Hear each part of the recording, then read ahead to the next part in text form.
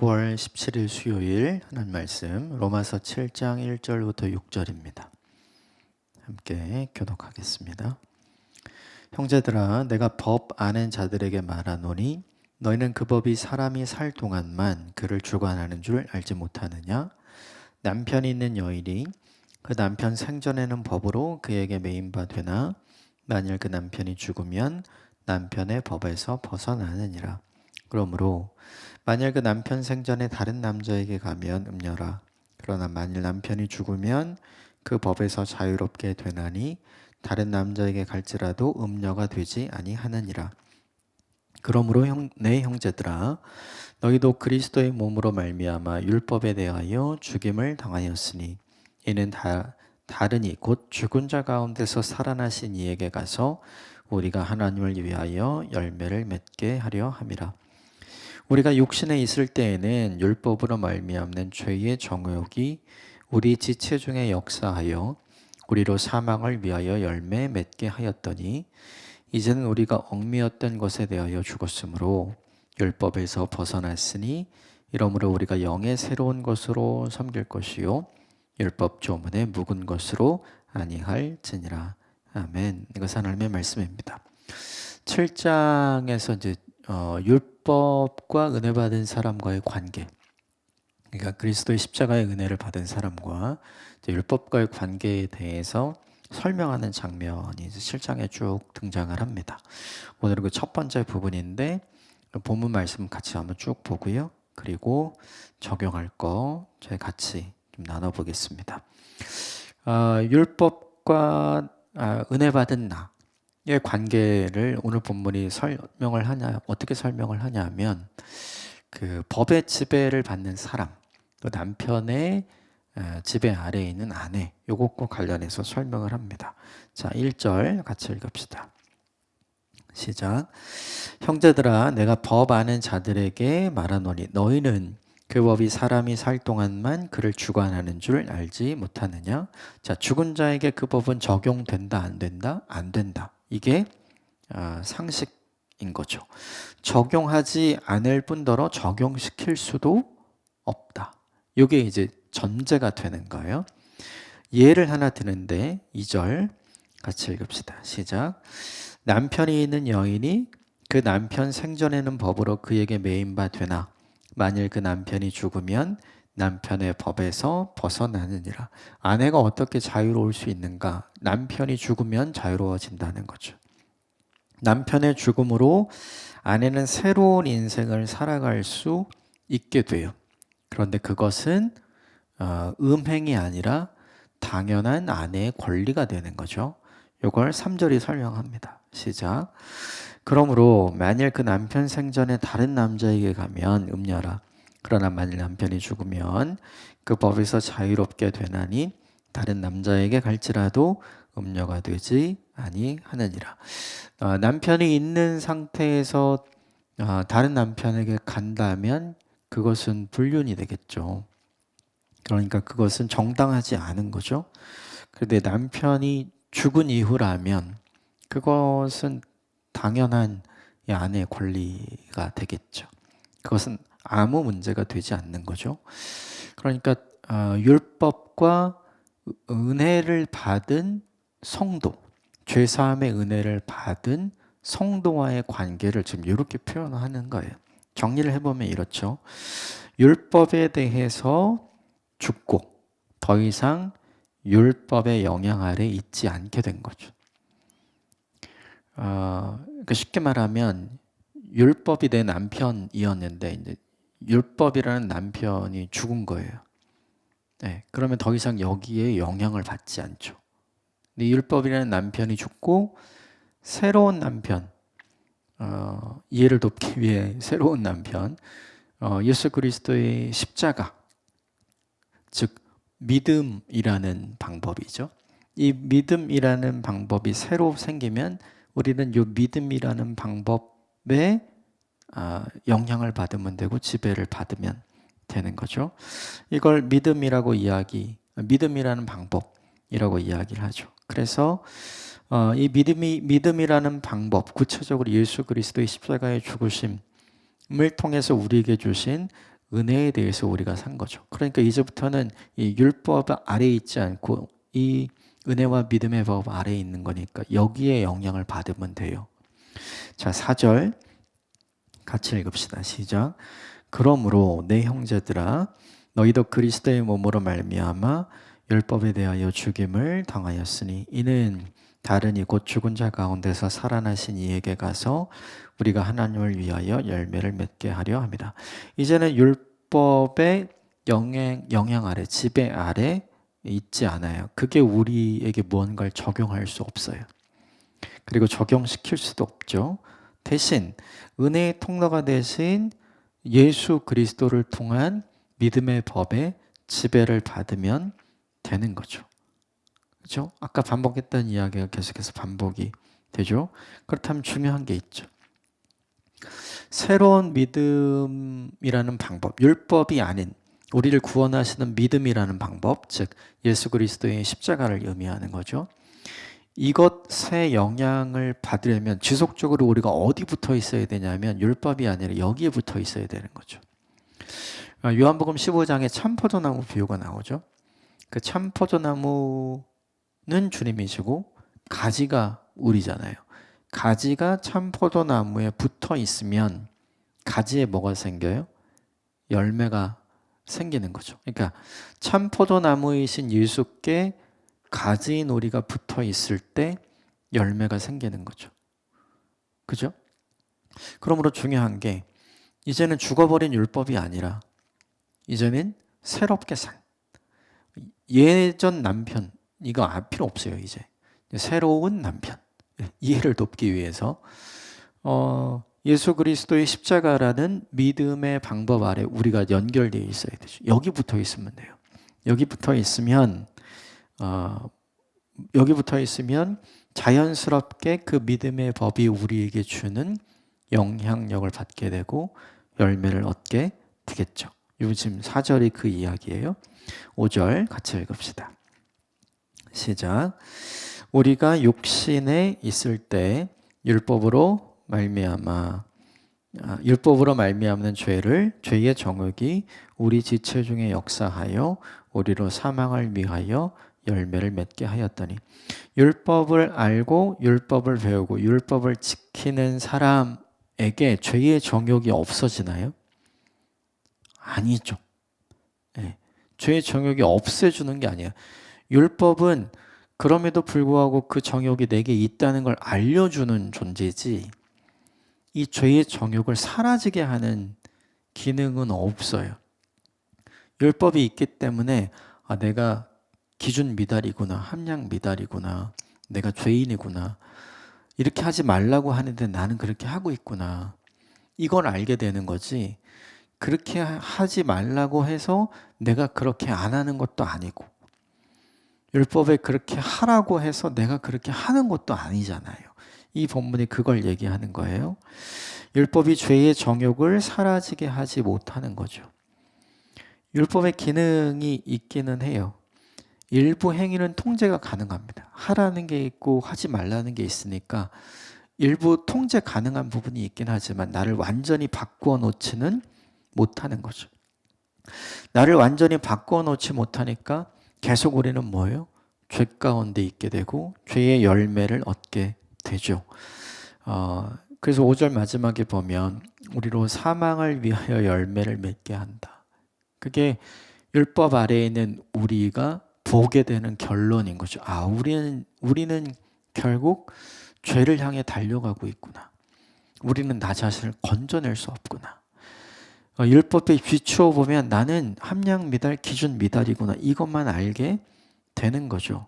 그런데 6절에 새로운 방법이 나오는 거예요.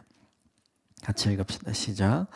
이제는 우리가 얽매였던 것에 대하여 죽었으므로 율법에서 벗어났으니 아까 말한 율법이 아닌 새로운 믿음의 법 예수 그리스도의 십자가에 죽으신 것 부활의 대속의 은혜 이거죠. 이 믿음의 방법 때문에 우리가 영의 새로운 것으로 섬길 것이요 율법 조문에 묵은 것으로 하지 않는다. 여기 영의 새로운 것이 나오죠. 예수 그리스도의 구속의 은혜 때문에 하나님께서 우리에게 주신 게 뭐냐 하면 새 마음, 이거는 이미 예레미야에서도 이야기한 거죠. 너희 속에 내가 새 마음을 줄 거다. 그리고 예수님께서도 이미 이야기하신 거예요. 성령을 너희에게 보내주실 것이다. 예수 그리스도의 십자가의 구속의 은혜로 주께서 우리에게 주신 가장 큰 선물은 뭐냐 하면 우리의 마음과 생각을 구체적으로 변화시키실 성령께서 우리와 함께 하시는 거죠.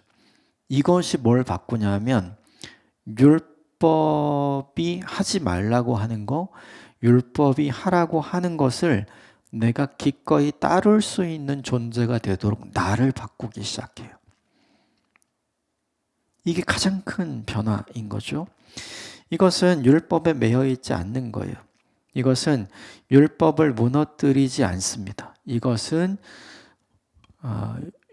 율법의 기준에 맞게 새로운 인생을 살도록 하는 원동력이 되는 거예요. 내가 예수 그리스도의 십자가의 구속의 은혜를 받고 보니 이전으로 돌아갈 수 없는 거예요. 그래서 이전으로 돌아가지 않기 위해 내가 율법의 요구를 온전하게 지키려는 사람으로 내가 바뀌어가고 있는 거죠. 이게 사실은 우리에게 되게 중요해요. 예수 그리스도의 십자가의 은혜를 입은 사람이 더 악하게 될 수 있습니까? 그럴 수 없죠. 예수 그리스도의 십자가의 은혜를 입은 사람이 더 죄 가운데 있을 수 있어요? 그럴 수 없죠. 예수 그리스도의 십자가의 은혜를 입은 사람이 그러면 율법을 무시하는 인생이 될 수 있습니까? 나 모든 죄가 용서됐어. 내 과거의 죄, 현재의 죄, 미래의 죄. 예수 그리스도의 십자가의 구속의 은혜로 대속의 은혜로 나 모든 죄가 용서되었으니 나는 이제 율법에 매이지 않는 인생을 살 거야. 나는 율법이 하라는 거 하고 하지 말라는 거 안 하는 이런 인생에서 자유할 수 있어. 이렇게 될 수 없어요.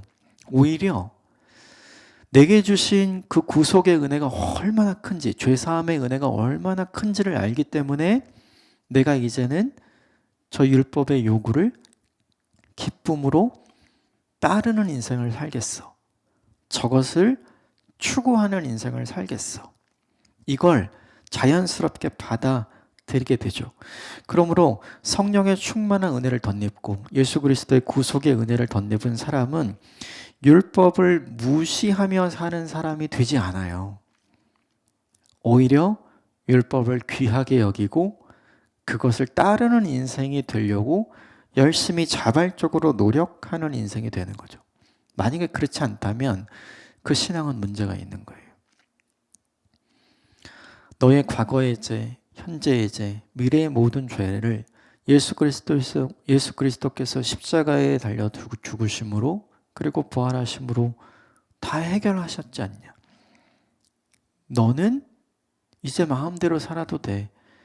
네가 앞으로 지을 모든 죄도 주님이 용서하셨으니까 너 편한 대로 살아. 네가 원하는 대로 살아. 하나님은 한 번도 이런 얘기를 한 적이 없어요. 우리 6장에서 계속해서 봤지만 죄의 지배 아래에 있지 않고 의의 지배 아래에 있다잖아요. 그래서 우리가 추구해야 할 인생의 방향이 뭐라고 가르쳐요? 의의 지배 아래에 있을 때 나타나는 의로움, 즉 최종적으로는 하나님의 거룩함에 이르게 하라잖아요. 그 하나님의 거룩하게 하는 인생을 살기 위해 우리에게 없어져야 될 게 뭐냐 하면 죄의 모습들이죠. 이전의 모습들이 없어져야 되는 거죠. 그래서 이제는 더 적극적으로 죄 가운데 있어야 되는 인생이 아니라 적극적으로 죄로부터 멀어지려는 인생을 살게 되는 거죠. 이걸 오늘 보면 4절이 되게 잘 표현했어요. 여러분 4절 말씀을 다시 보세요. 4절 시작.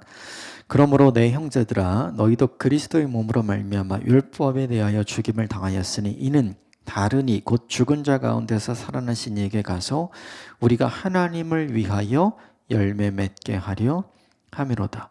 하나님을 위하여 열매 맺게 함이로다. 그 이전까지는 나를 위한 인생을 살죠. 그 이전까지는 죄의 열매를 맺잖아요.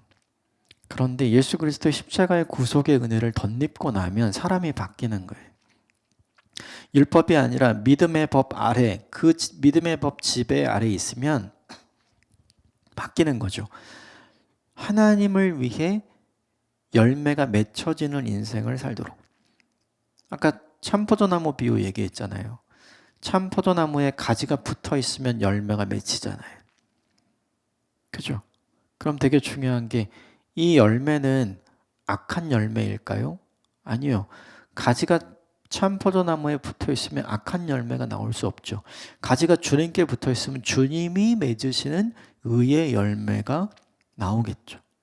그 의의 열매가 우리 안에 자라도록, 우리 안에 생기도록, 그럼 우리는 아무것도 안 하나요? 아니죠. 계속해서 말씀드렸죠. 시작은 주님이 하시지만 바톤을 이어받아서 달리는 건 누가 달려야 돼요? 우리가 달려야 돼요. 그러므로 예수 그리스도의 십자가의 구속의 은혜를 받은 사람은 절대로 율법을 무시하는 사람이 될 수 없어요. 오히려 그것을 존중하는 인생이 되고 그것을 더 추구하려는 믿음을 가진 인생으로 변화되는 거죠. 요거에 대한 자세한 내용이 이제 내일 본문에 등장을 하게 돼요. 자, 여기까지가 오늘 이 본문 전체의 내용이에요. 우리가 적용해야 될 거 딱 하나 있는 것 같아요. 주의 영이 계신 곳에 자유함이 있잖아요. 예수 그리스도의 십자가로 인한 대속의 은혜를 받으면 자유함이 있거든요. 근데 이 자유함을 하나님을 위한 자유로 쓰는 사람이 있고 나를 위한 자유로 쓰는 사람이 있어요. 나를 위한 자유로 쓰면 이제부터 원하는 거 뭐든지 해도 돼. 너 이미 다 용서해 주셨잖니. 이렇게 가는 거예요. 이거는 방향 설정을 잘못된 거예요. 이거는 건강한 신앙이 아닌 거죠. 이건 바른 신앙도 아니고 바른 신학도 아니에요. 주께서 우리에게 십자가에서 베풀어 주신 그 사랑의 크기가 얼마나 큰지, 그 죄사함의 은혜가 얼마나 크고 넓고 깊은지를 깨닫게 되면 우리에게 일어나는 자연스러운 반응은 뭐냐 하면 자연스럽게 그 은혜에 합당한 삶, 그 사랑에 응답하는 삶으로 가야 하는 거죠. 그것은 이제부터 마음대로 살아 이게 아니에요. 마음대로 살면 고민인 갈등이 없어지잖아요. 그런데 우리가 계속해서 살펴봤던 것처럼 그리스도의 대속의 은혜를 제대로 입은 사람에게 생겨나는 건 뭐예요? 갈등이 계속 일어나는 거예요.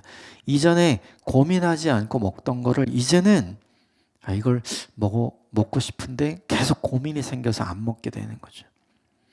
예전에는 고민하지 않고 보고 사고 가고 누렸던 모든 게 이제는 고민이 돼요. 이게 주님께서 원하시는 것일까? 주님이 기뻐하시는 것일까? 이게 의로운 것일까? 이게 나만을 위한 것은 아닐까? 끊임없이 자신이 이 일을 통해 하나님의 거룩함을 향해 닮아가는 것일까? 이걸 고민하게 되는 거거든요. 그럼 우리 기억해야 합니다. 주께서 우리에게 베풀어 주신 십자가의 크신 은혜를 경험하면 자유로워져요. 무엇으로부터 자유로워지는가? 이전으로 돌아가지 않으려는, 옛날로 회귀하려는 것으로부터 자유로워져야 돼요. 이 자유로움은 사실은 우리에겐 굉장히 큰 고민이에요. 왜냐하면 여전히 우리는 그렇게 하고 싶거든요. 그런데 오늘 본문이 우리에게 알려주죠. 영의 새로운 것으로 섬길 것이다. 계속해서 우리의 내면에서 함께 내주하시는 성령님 때문에 우리가 고민하게 되지만 이쪽을 선택하게 되는 거죠. 여러분, 순도 100%의 믿음은 잠깐 우리에게 생기는 거예요. 시간이 지나면 이것은 다 옅어지고 희미해지는 거죠. 그러나 중요한 게 있어요.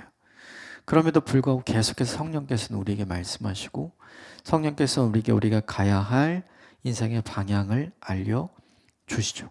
그러므로 계속해서 거기에 귀를 기울여야 돼요. 우리 안에 내주하시는 성령께서 내게 말씀하시는 바, 내게 원하시는 바가 무엇인지를 계속해서 듣고 순종하려는 마음을 가져야 하는 거죠. 오늘 적용해야 될 건 바로 이 부분인 것 같아요. 영의 새로운 것으로 내가 섬기고 있는가? 영의 새로운 것으로 섬기면 절대로 율법 무시하지 않습니다. 오히려 그것을 존중하는 인생이 되는 거죠. 성령 충만하고 죄사함의 은혜가 무엇인지를 분명히 알게 되면 하나님 말씀에 더 순종하고자 하는 마음이 더 크게 생기는 거지, 내 삶에 대해, 내 모든 것에 대해서 자유롭고자 하는 마음이 생기는 게 아니거든요. 이 두 가지를 잘 분별하셨으면 좋겠어요. 후자가 아니라 전자가 충만한 오늘 하루를 사시길 바랍니다. 함께 기도하겠습니다.